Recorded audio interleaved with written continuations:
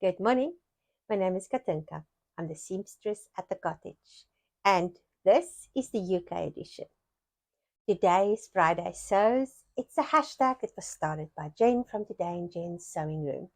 And the purpose of the hashtag was to bring people together from the sewing community, and Jen has really succeeded in that.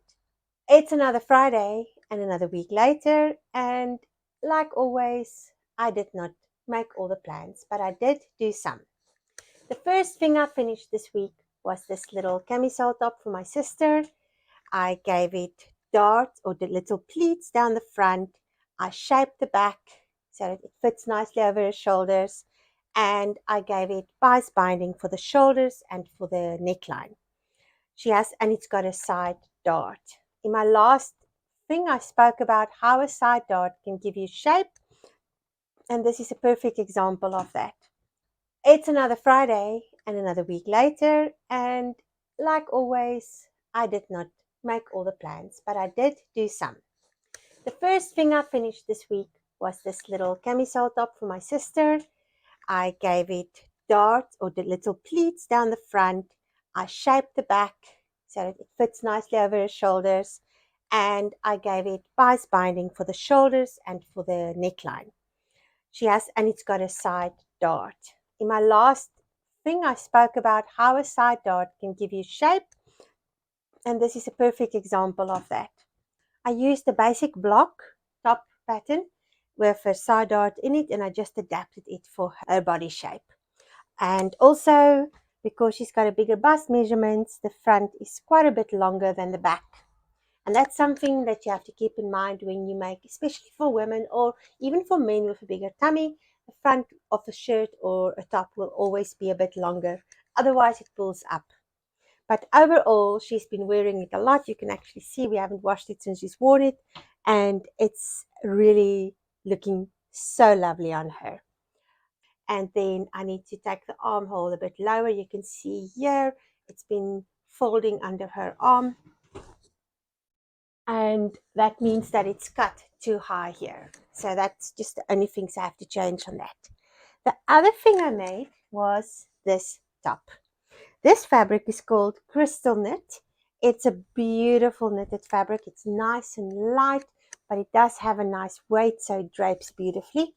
And I just made it like plain. It's just your typical waterfall top, and it's got a higher neckline and then just the sleeves. She really looks lovely in it, and she loves it because it's so light and small. She can actually roll it up and put it in her handbag. Again, that's my standard McCall's pattern. In my last video about my favorite patterns, I actually speak about that McCall's pattern. But look at this. And that you can actually take along in your handbag, especially with the interesting British weather. I'm still not used to it. It's quite different from what I expected. And that's all the makes. I did cut out my button-down skirt for my linen skirt in this fabric. And in the end, there was not enough to do the one with the panels. So there was another pattern in that simplicity pattern, which I've mentioned it in my 5 essential pattern video, that have a dart in the front and in the back, and then just the buttons down the front, and it's A-line.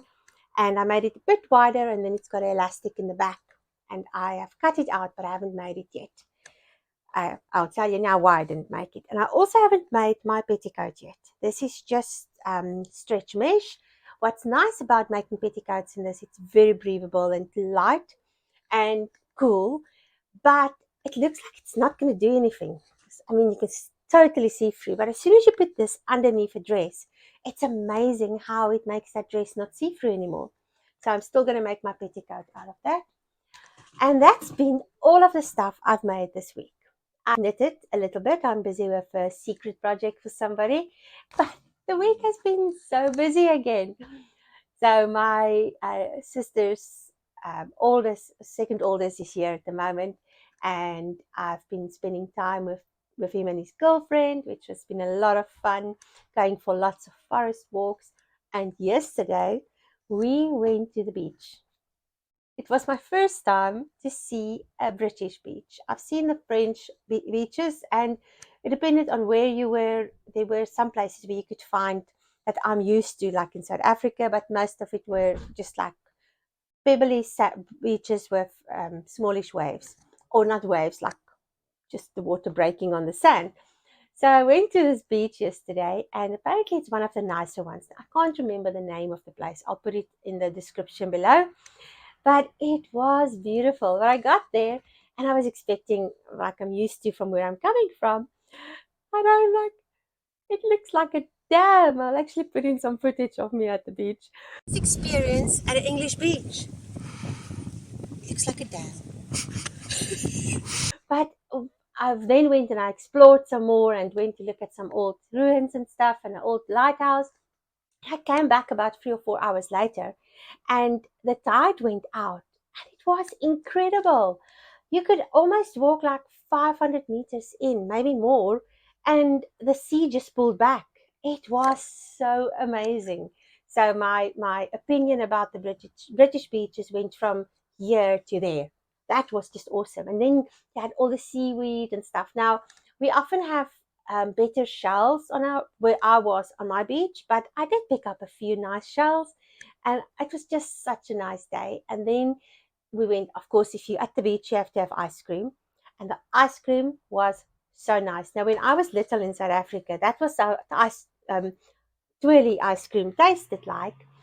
But they changed the recipe or something, because lately it's really not been nice. It's just so chemical.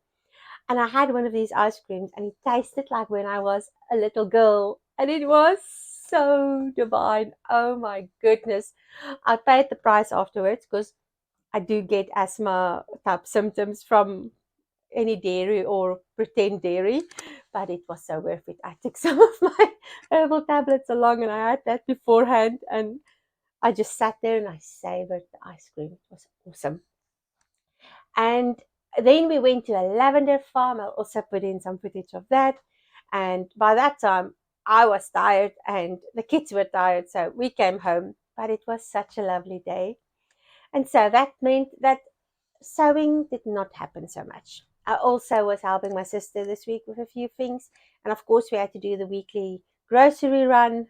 Oh my goodness, to feed a family. I mean, I've just been looking after myself for so many years, and now to be in a household where you have to like buy for everybody and think of what you're going to cook, it's so tiring. I don't know how you, as mothers and families, do it. It's hard work. Uh, Kudos to all of you. I get at the end of the day, after doing of packing the dishwasher and everything else, and I'm like, I'm not cut out for this. No, not really. I'm actually quite enjoying it. But that's been me for the week. As always, it's so nice to spend time with you here. And I'm so thankful for all the comments and everybody who's part of this little family. And if you haven't joined the family yet, please do it. I would love to see your happy face over here. It's always nice spending time with you, and thank you for watching. I'll see you in the next video. Goodbye.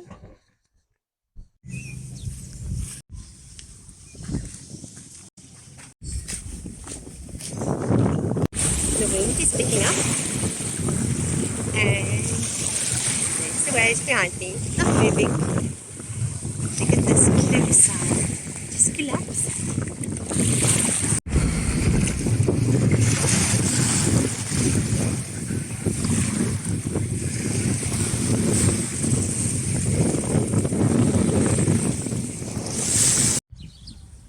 I've been up here at Lighthouse for the last 3 hours, but look how far the sea went back. It was there this morning, and look how far it is back. It's amazing.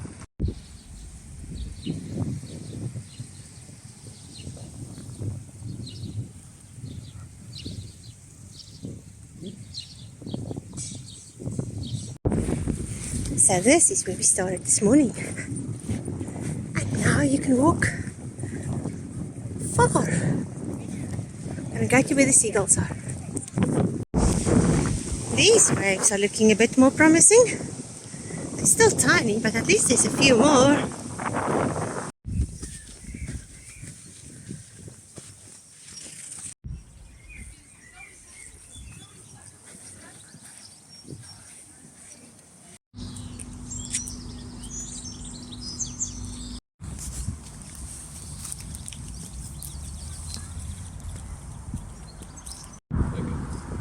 Yeah, that's it. That's meant.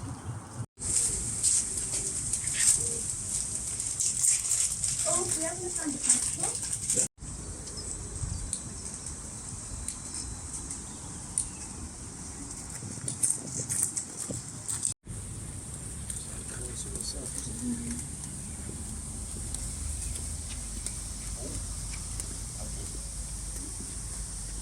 It's not in good